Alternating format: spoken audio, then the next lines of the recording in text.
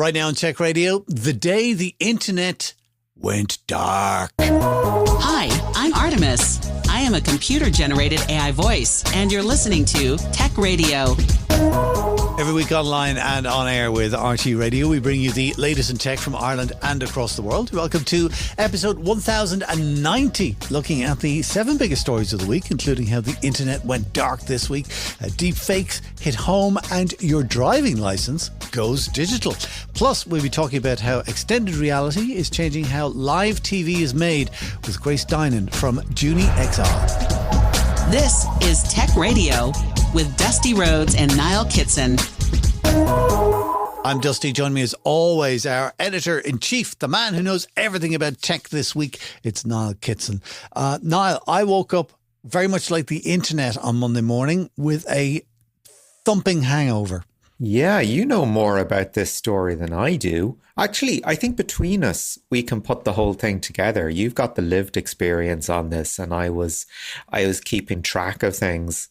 Basically, I kid you not, I did have a hell of a hangover on Monday morning, but half of the websites that I needed to log into for my work weren't working. Oh, dear. The internet had gone dark, and it was all to do with Amazon. I didn't know it at the time, but I knew, oh no, here we go. Cloudflare, the sequel. Something's gone wrong somewhere, and everything is down. Okay, well, it wasn't as bad as everyone had feared, because where does your brain go straight away when your website is down? Oh, panic mode, pure panic mode. Yeah. Panic mode. I've been hacked. Yeah. Something has gone wrong. Yeah. Yeah. And it turns out that, okay, AWS has been fairly tight-lipped on this. Well, I think I'm being a little bit unfair when I say that, because I was tracking the health dashboard where they post sort of any issues that are arising with the platform. And it was around midnight Pacific time. So I think that makes it like, 7 o'clock our time, saying that, okay, there's been an issue. Effectively, this is sort of wrapping it up in layman's speak. There is a massive queue of support tickets, and it's only getting worse.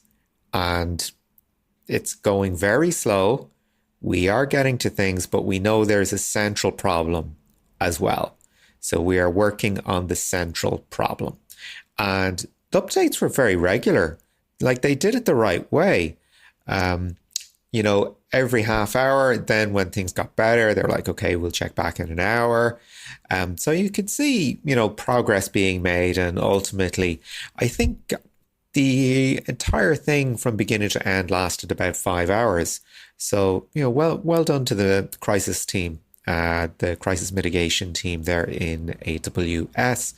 But it did reveal quite a few things about the internet. I mean, if you look at the services that were down, you were down.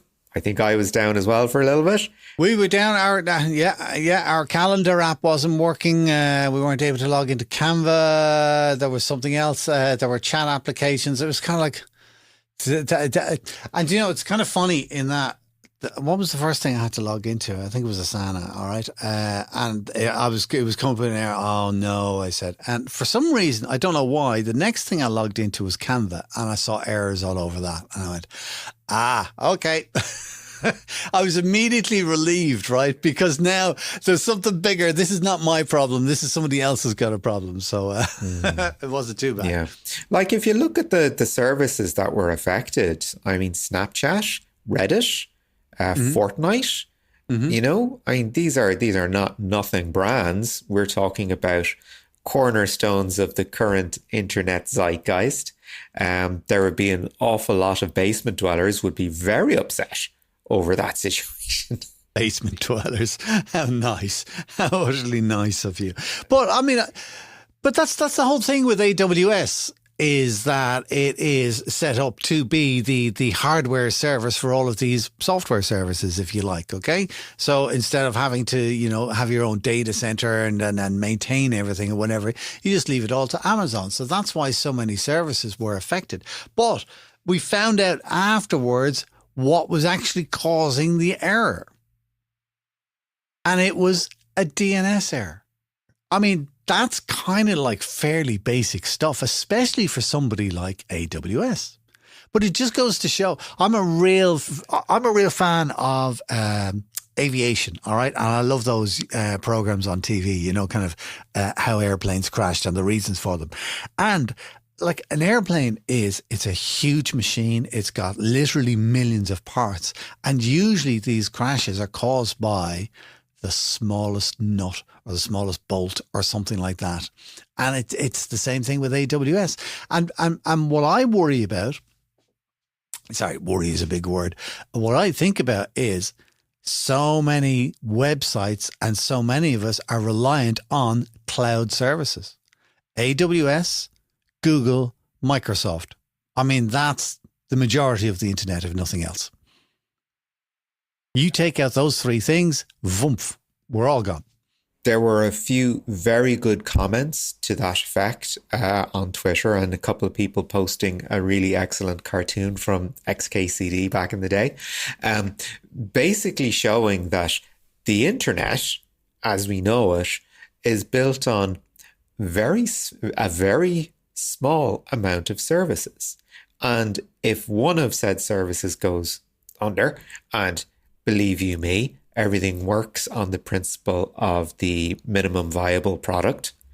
If something goes down, well, then we're all in a lot of trouble. And this is the downside, and one of the downsides, of market consolidation.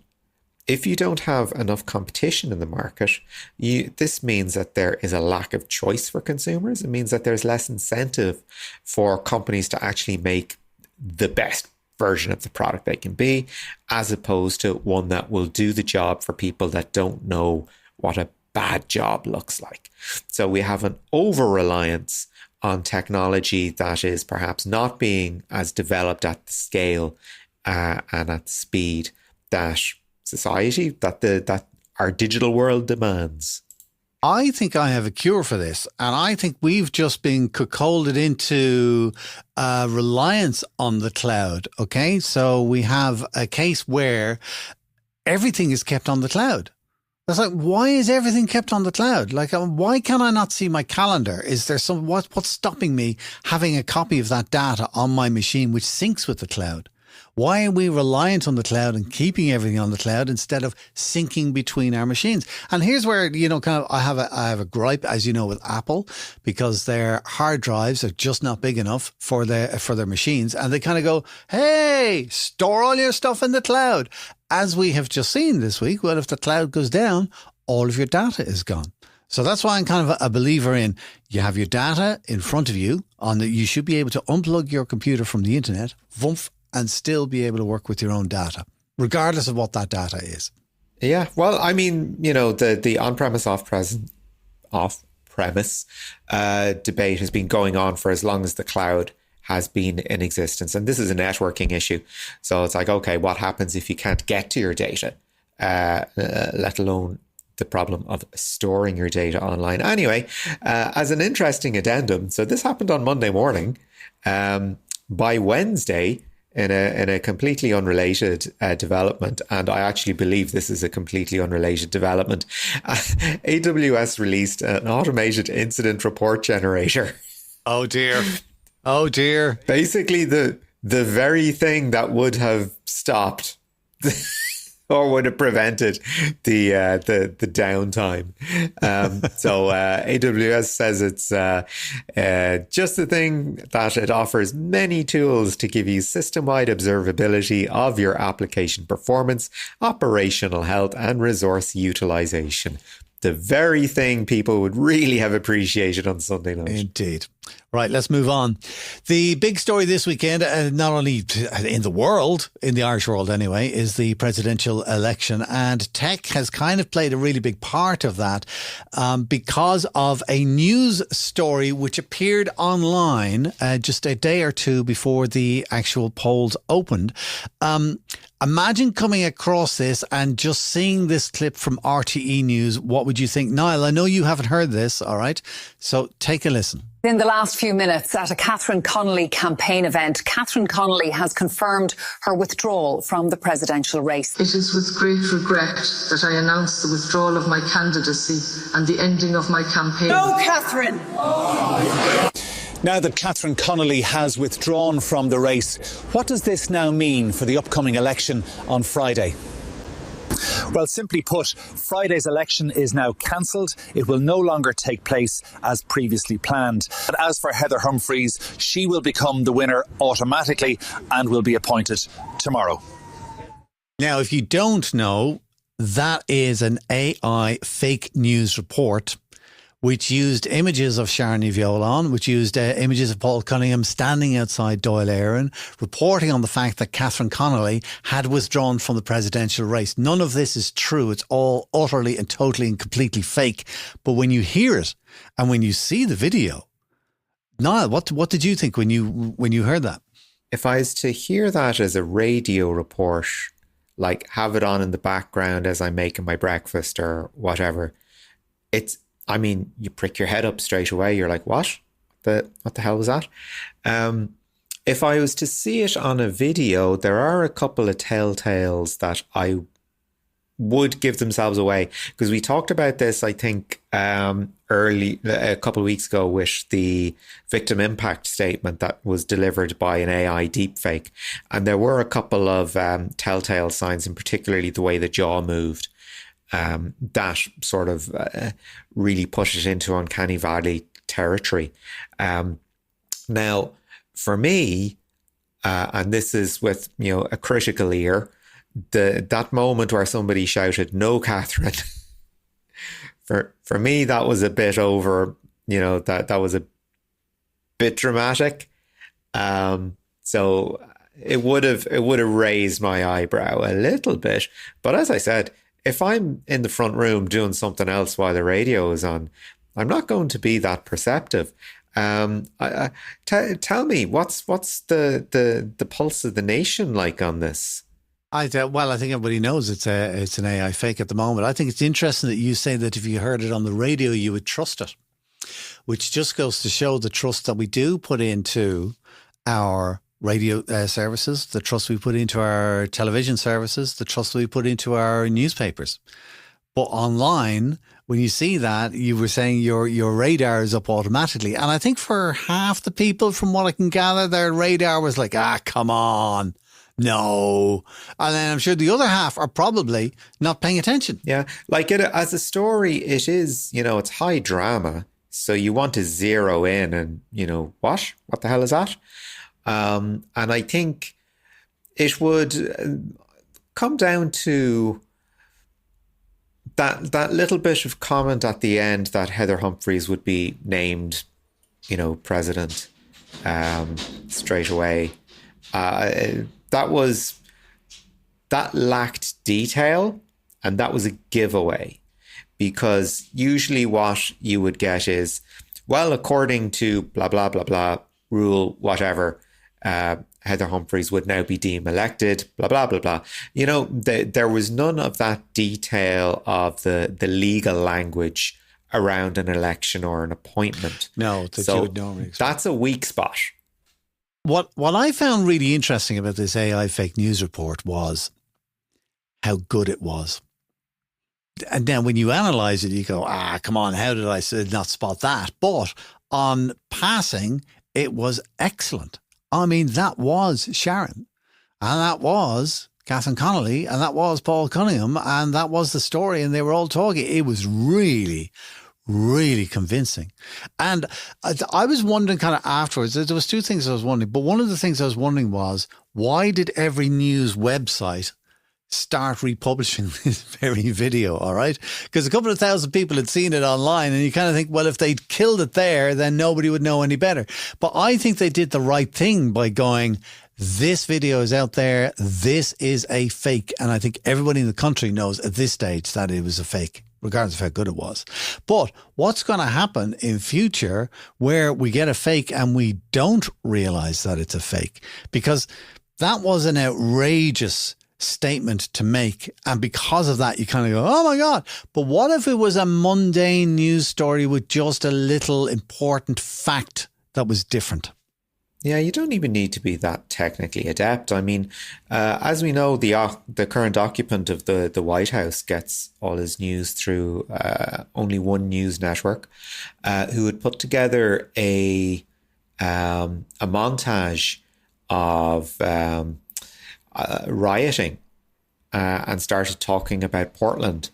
And this was interpreted as, oh my God, Portland is in a state. Here's a great reason to send in the National Guard.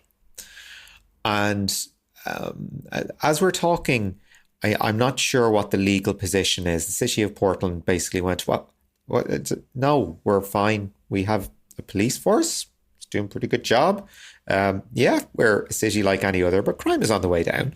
You know, there was no actual reason for the National Guard to be sent in, but for the whim of the head of state who saw something on Fox News. So if you were to think of, for want of a nicer term, a low information voter who sees this shown to them on Facebook, because maybe that's where they get their politics. Now, the only saving grace, because now that I think about it, usually these things come with a call to action. You know, don't vote, or spoil your vote, or vote for this person, or who's on the ballot. You know, only you can save democracy, all this kind of thing. Was there a call to action at the end of it? No call to action. I mean, there was no call to action needed, because it was more or less kind of, it was just saying, I think the purpose of the story was to give the impression that there will be no election on Friday. Therefore, the call to action will be, well, there's no point in going to vote. There'll be nobody there. No point in going to vote. There you go. Anyway, that was a very interesting story, and it just threw up a whole load of interesting questions. One of them for me is, who is behind it? We still don't know. Like, there's not even a whimper of a suggestion who is behind it. Do you know what I mean? Well, it'll probably come out. Do you know what it reminds me of in a little bit is the last presidential election, or the first one when Michael Higgins was elected, and they were all having the debate. Now, this is 14 years ago on RTE, and Pat Kenny was there, and Pat Kenny, God bless him, in all innocence said, there's just been a post on Twitter that said blah, blah, blah, blah, and that completely scuppered the entire campaign of one of the candidates who had to just come out of the race. And it turned out afterwards that was planted by another political party. So it's, you know, oh my God, this is why we trust radio and television and newspapers. I'm holding my fingers when I say this, all right? I'm crossing my fingers when I say this, because you think reputable organizations like that will double and triple check their sources. But I'm seeing people come into media now, in radio specifically, and social media and stuff like that, who don't, or have sources that they will think is gospel, and they will put stuff on the radio that is not true. Anyway, this is a changing world. The one thing I really did enjoy in this election, that I really did enjoy on social media, no political advertising. There were no political ads. Saw nothing on Facebook, saw nothing on LinkedIn. It was like, oh, what a relief. And actually, I suppose in some ways it was quite funny with the candidates trying to do something that would get viral. I think one of them was on a pogo stick or some damn thing. But anyways, there we go. All right, that's the that's the presidential election. Let's talk about Channel 4 TV and another AI story here. Tell me about this. On something very, very similar.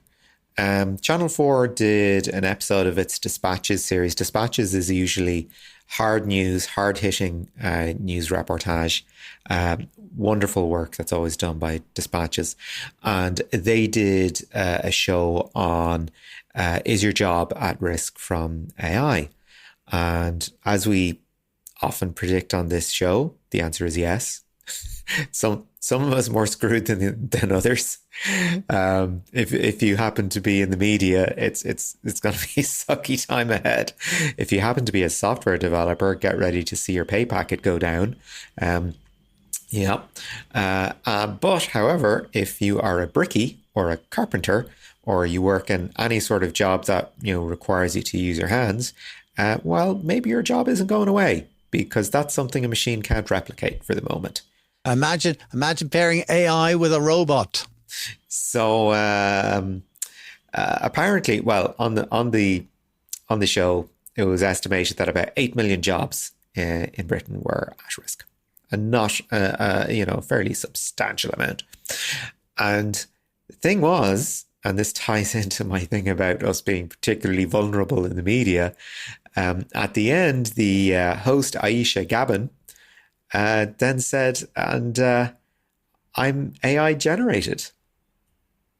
Never would it. Now, looking back, you would go, okay, I see it now. I see that waxy complexion on the skin. I get it.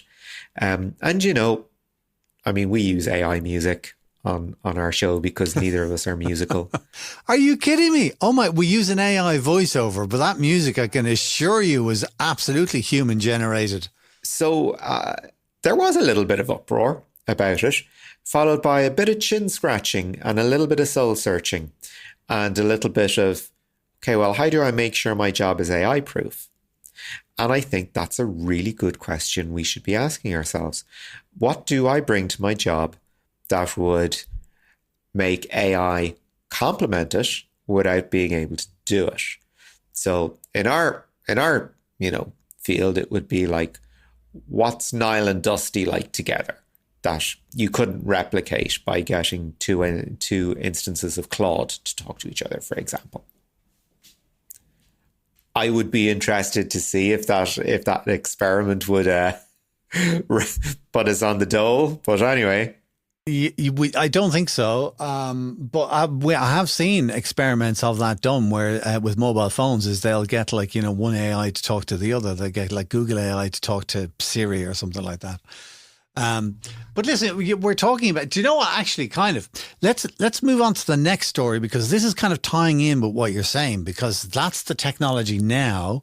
What's it going to be like in the future? Because Samsung announced their Galaxy XR this week, right? Which is essentially their version of Apple's Vision Pro. And we've kind of been poo-pooing Apple's Vision Pro, kind of going, all right, yeah, virtual reality headset, it's $3,500. Who the hell is going to buy that? I don't think it's so much about who's going to buy it. It's about who's going to develop stuff for it or who's going to use it. And so far, nobody. So maybe it is to do with price. Samsung's Galaxy XR came out, I should say. It's lighter on the head and it's also lighter on the wallet. It's half the price of Apple's Vision Pro. Did you have a look at the launch? Have you had a look at the headset? What do you think of it? I did, yeah. I had a look at the launch, and I don't know. Why did they bother? They should just have AI people deliver these things. Here's some manufactured good humor. All right. I think one of the things that they have come up where we're at with these AR and VRs, it's all just really experimental at the moment. There's no real use for it. All right. But I think it's going in the right direction. And one of the things that I think Samsung have done right now that I don't think Apple have done is that you can control things with hand movements. Okay. One thing Samsung have definitely done that Apple have not is that they've built Google AI into the headset. So there's an awful lot more things you can do with your voice. So the headset is kind of easy to use with your hands. It's easy to use with your voice. And I think that is a huge jump ahead. They had a demo of finding a pizza in New York City, which you were not happy with. It's not that I wasn't happy with it. It was just a little stock. It just seems to be, okay, here's a regular problem that our technology can solve. And it just makes you think of, I can do this much easier without having to spend $1,800 on a headset. You know, show me something I can't solve otherwise, and then I'm listening. Otherwise, you're just showing me a very nice map, a very nice interface for Google Images, and a nice way to view Yelp reviews. You're just giving me a different user experience, and you're making me wear a helmet for the privilege. I mean, getting XR to work with consumers is hard.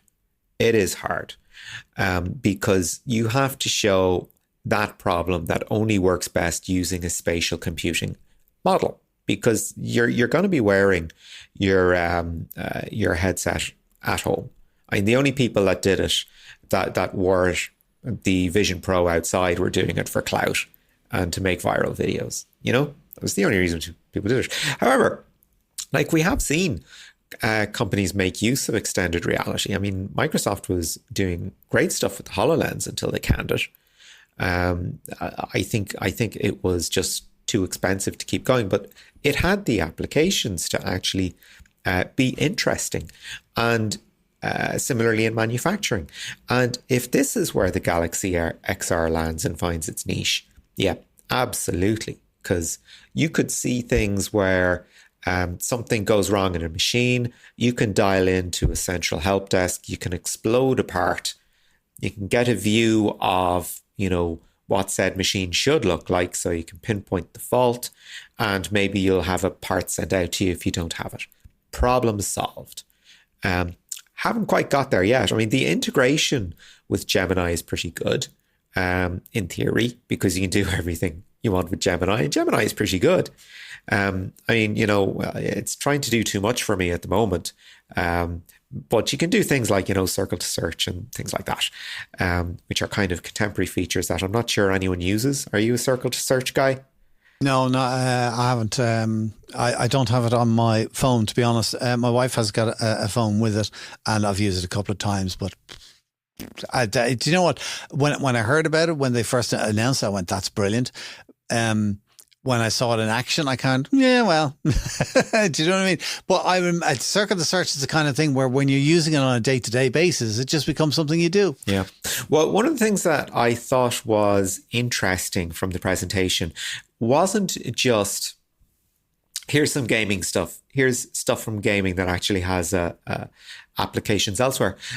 It was the Gen AI features, because it was kind of, it was an interesting, I don't want to say segue, but it was almost like you could divide up the event into thirds, where they're talking about the headset and the usage model, you know, the user experience on one level. And then you had, okay, here's what we're doing, solving problems, like, as you said, going for pizza in New York. And then here's the Gen AI stuff, like how to make a video. And it was using, pretty standard prompts to put together something very abstract and very weird. I think it was like big cats in New York City with something to do with Halloween and space. It was all stuffed from an audience, from a small audience, crammed into what looked like a small cinema screen. And it actually did something with it. As with all things generative AI, I find myself going, and what's the point of that? Like, to be able to, as you know, like the amount of people, I mean, most people can download Audacity. If you can download something, you can download Audacity. It doesn't turn everyone into podcasters. You can learn After Effects. Doesn't turn anyone into a video editor. You can learn Illustrator. It doesn't turn anyone into an artist. I mean, these are just tools. If you don't have the ideas to make something work in the first place, then having something like a video generator it's useless. that's what I think with these headsets at the moment. No, there's no particular use for them at the moment, but I think people are playing with it. There's certainly no consumer interest in it because they're just too expensive, and there's, you're not kind of giving any kind of a solution. But I think they have got amazing applications in the future. As kind of like one thing I was thinking of was, while you were talking, the ESB have to go and inspect the huge big pylons around the country. And one of the things that they do at the moment is they use drones. So this drone will fly along all of the pylons and it can cover miles at a go. If you add in a virtual reality headset in that, and there's a 360-degree camera on the drone, it means that the operator can look around and investigate things. Other things, like you said, where if there's a space that's too small to go into, okay? I was thinking maybe inside a computer, or maybe it's in a drain or something like that. Again, with a 360 camera, and you can get in and you can look around. Flight sim for flight training for pilots and stuff like that. The problem with home simulators at the moment is that you can't see. You've got the screen in front of you, whereas you really need a minimum 180-degree field of view. You get that when you are using a headset. And I tried that out where a friend of mine went and got the Quest stuff. And this is where I think Meta are way ahead of Apple and of Samsung with their Vision Quest. All right. Because it's like 600 quid or something like that. All right. And it's more a gaming kind of a thing, but it's incredibly realistic when you do the little flight sim game on it. And it is more of a game, but just the fact that the way you're able to look around and all that kind of stuff, I thought was like really interesting on that. And I think the other way that Meta are light years ahead of everybody else is they're also doing the Meta AI glasses. Yeah. And I will immediately say that I know headsets are different from glasses, but I like the new glasses where you put them on and it has a little display in the glass that nobody else can see. And one of the use cases they were giving for it was maps. Okay, you put in on your phone where it is you want to go, and then you will see the map in your glasses, like a heads-up display or something like that, and off you can walk. So I just kind of think where we are now is pants, if you want to put it that way, but where we're going is amazing. Yeah, I think we just have, we'll be talking extended reality later, where you'll, with Grace Dinan, and what she was doing in extended reality doesn't compute, for want of a better term, with our understanding of it. And it's fascinating to see how different sectors are taking it up to add value to experience. And I don't think the Galaxy XR adds value at the moment. No, not at the moment, but the potential is there. Listen, one or two more stories before we do get into that interview. I'll race through them quickly before asking you about the City Hall story. Sales of the new iPhone are going particularly well at the moment in China and the US. Kind of expected because they're all the pre-orders that are going out. However, sales are up 14% in China, which makes us kind of wonder, what's that going to do for the trade war? I can see Tim Apple now kind of putting a call into the White House on another gold iPhone. Tim Apple. I love that. Thank you, President. Thank you, President Trump. Yeah. Tim Apple. I think, to be honest, I would say that's a rush on pre-orders because you remember the manufacturing capacity was moved to India. So I think there was I think that will tail off very, very quickly. True. Ireland is now an official member of CERN. That happened on Wednesday. So now we're able to get into the Large Hadron Collider, which is the 27-kilometre underground ring which collides protons and all kinds of fun things. The reality is that it will actually allow Irish researchers to participate in the scientific programmes at CERN. And it means that Irish citizens are eligible for staff positions and fellowships. So we'll have deeper involvement. So that's all good stuff there. Just recognising that. Last story today then, Niall, is to go with the driving licence. Going digital from 2030. Tell me more. Yeah, so a digital driver's license from 2030. Thank you, EU, because you can be fairly sure this is not the sort of thing that would have gotten much interest behind it in Ireland. I came up with a great slogan for conservatives and political change. It's like, what do we want? Incremental improvement. When do we want it? In due course. That's us. Do you know what? I love that. On that That's note, us. let's leave the news for this week. Niall, thanks as always, for keeping us up to date. Delivering Irish tech news since 2006. This is Tech Radio. When we say extended reality or augmented reality, we immediately think of headsets and smart glasses and overlays of information based on what we see. However, this isn't always the case.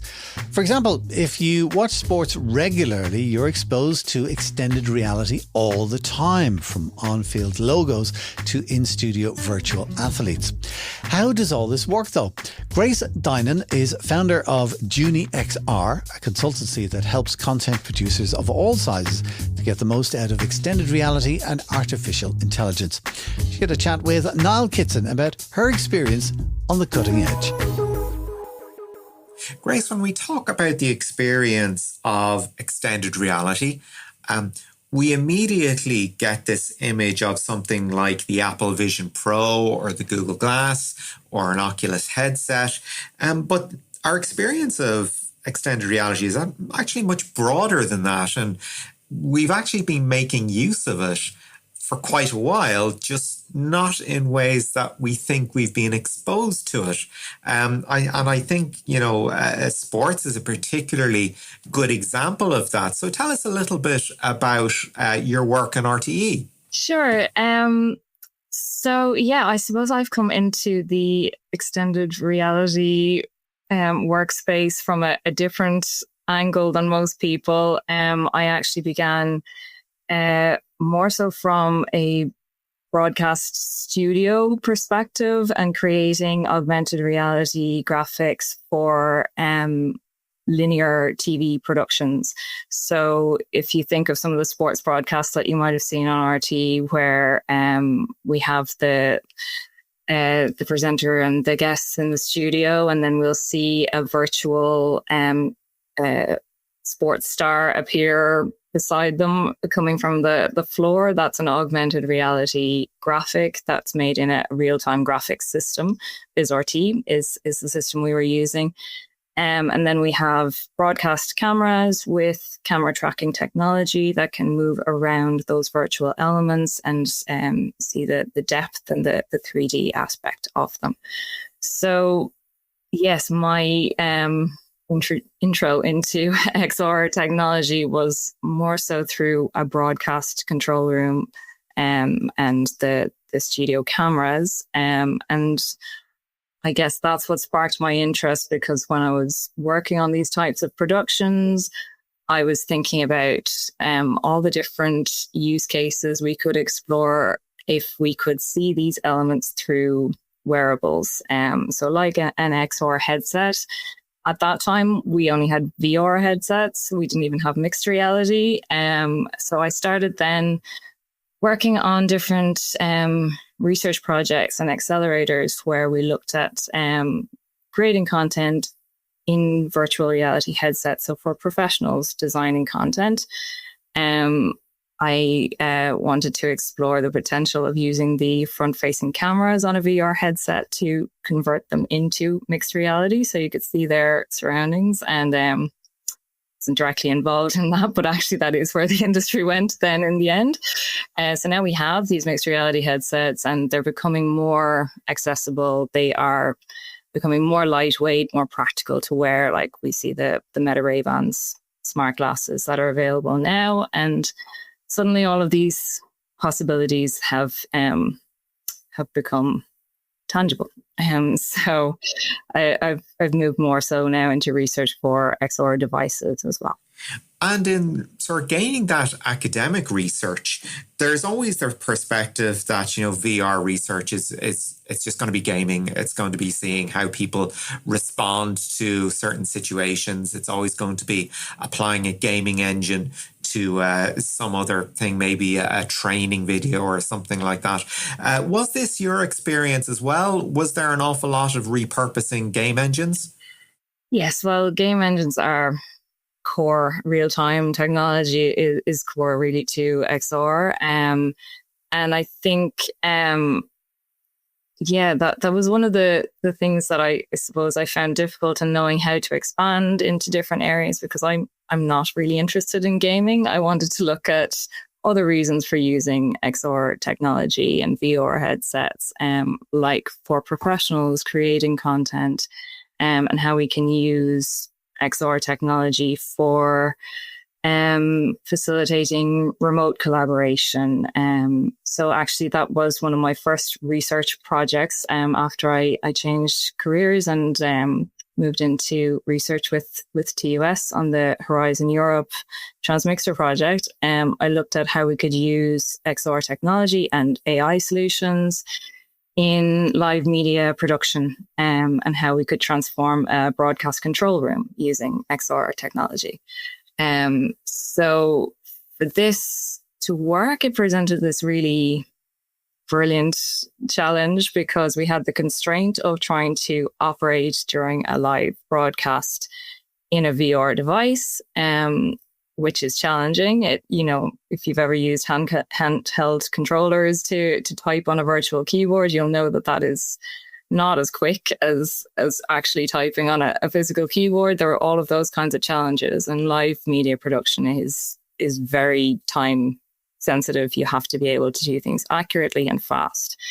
So we looked at ways to overcome that, and we looked at things like using voice control instead. That again presents its challenges. So we looked at AI assisted voice controls so that it would understand natural language prompts, and you could speak to your rundown and say, is item 1 ready to go? Do we have our media assets online? Is the script fact checked? You can kind of speak to the data and have a response from an AI system. Then we looked at connecting agentic AI workflows so that we could have autonomous agents that are performing tasks and freeing up headspace for the operators and allowing them to focus on the more editorial and creative aspects of live production. So it's such a wide-ranging project, so many moving parts in it, and of course it's an international project as well. So how did you find that sort of project management element of it? Was it really difficult to get the same people in the room at the same time to exchange ideas? Well, I suppose that's actually one of the advantages. We were looking at distributed systems, ways of collaborating remotely. So the fact that we're all in different locations actually can be a benefit when you're trying to prove that concept. So through Horizon Europe, we have 22 partners from all across Europe. We work remotely most of the time, and then we meet up in person every 3 months or so in a different European city, which is lovely. And that's where we do the sort of hands-on work where we need to be in the room together. And for the IBC Accelerator project, again, this was a team of international broadcasters and vendors and technology suppliers and researchers, academics, all in different locations again. We did meet up in person a couple of times for hackathons and in-person demos and to record the demos. But again, mainly we collaborated remotely. So that system operates on having API connected devices using MPC or MCP and agentic workflows. So not everything has to be in the same location. Not every person has to be in the same location. And we were able to test these things remotely from wherever we were situated. You mentioned there about using agentic AI. I mean, this was a buzzword last year. It doesn't seem to have come out of the blocks in the way that perhaps the industry would have preferred.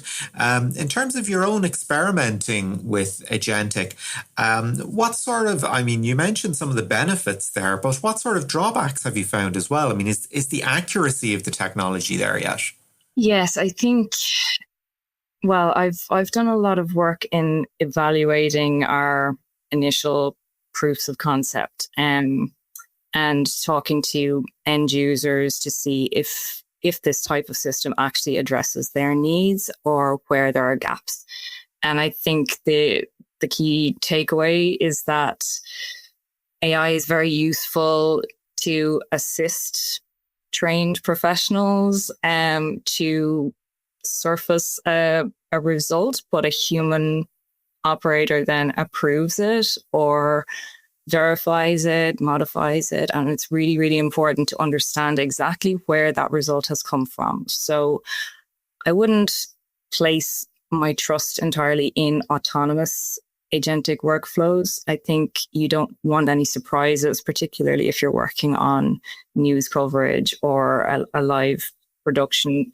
You want to know exactly where that content has come from. So you need to be able to curate your sources, first of all, make sure that they are trustworthy. It's not just going to ChatGPT to find breaking news stories.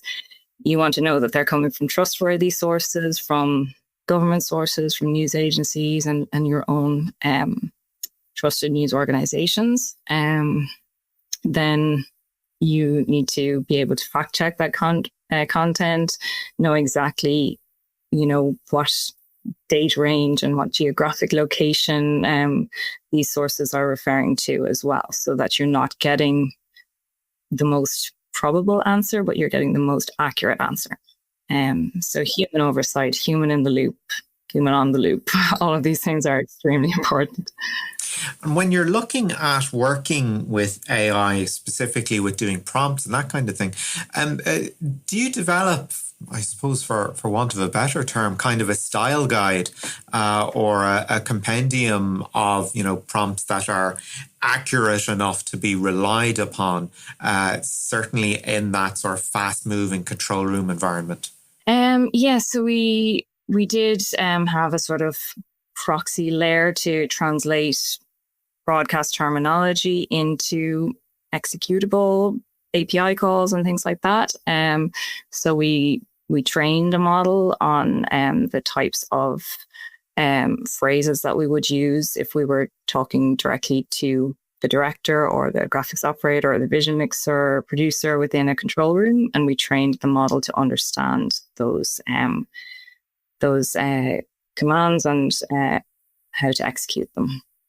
So then, looking at some of the other clients that you're working with at the moment, I suppose one of them would be looking at, for want of a better term, a more traditional space, particularly in animation. How have you found that I suppose gear shift has been to move from a live broadcast into a more traditional storytelling medium?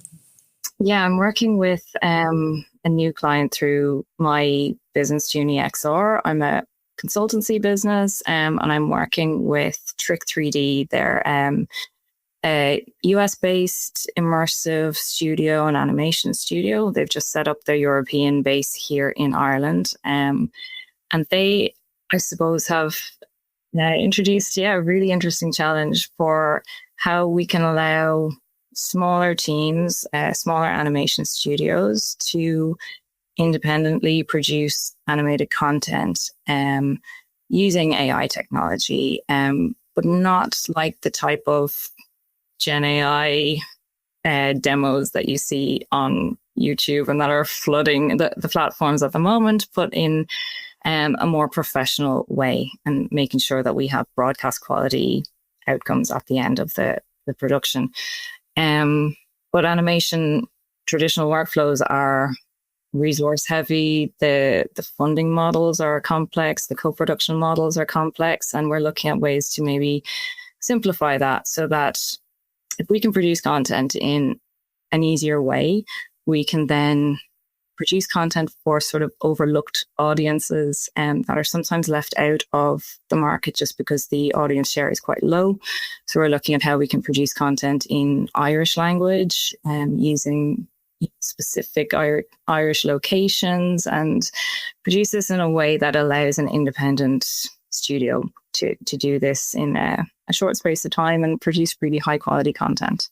So an awful lot of it is about reducing that barrier to entry to make sure that whether it's a niche sport or a different kind of story that you want to tell, that same sort of level of professional content is available. Exactly. Yeah, that is my ideal kind of client. So people who are looking to use AI solutions or XR technology as a growth accelerator, to allow them to scale up, produce more content, engage their audience in new ways with interactive content or reaching new platforms. And I think, particularly expanding the range of content in regional and local studios so that you can produce localized content, things that are relevant to a specific audience, but they might not make it into the national broadcast.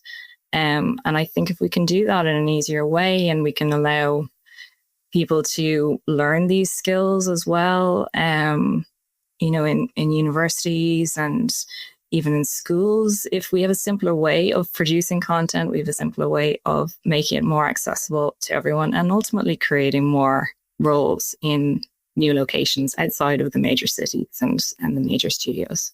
And that was Grace Dinan of JunieXR, and she'll be exhibiting at Prism next week on October 29th at Dundalk Institute of Technology. I'll stick a link for more information on that in the description area of this podcast. This is Tech Radio with Dusty Rhodes and Niall Kitson. And that's it for our show this week. Just before we head off, believe it or not, after all that, there's still more tech stories going on this week that we couldn't squeeze into the podcast. What have we got online now? Yeah, apparently only half of office workers are able to spot a phishing email. We also look at why girls in secondary school still aren't choosing careers in STEM. And Maynooth University begins a citizen science project for making sense of weather data in Africa. You'll find all those stories and more online at techcentral.ie. We're back again next Friday with a brand new show online and on RTE Radio 1 Extra. In the meantime, please do share our podcast with a friend if they're into tech and gadgets and what's going on in the country and around the world. Just tell them to look up Tech Radio Ireland. That's the keyword on Apple, Spotify or YouTube. Until next time, from myself, Dusty Rhodes, and from Niall Kitson, as always, take care and have a wonderful, wonderful, wonderful bank holiday weekend. Remember, you can get the latest Irish tech news with hourly updates, daily newsletters, and more at our website, techcentral.ie. Share the knowledge and invite a friend to listen. Search Apple, Spotify, or YouTube for Tech Radio Ireland, or listen with RTE Radio 1 Extra. Tech Radio is produced by dustpod.io for techcentral.ie. From me, Artemis, live long and prosper.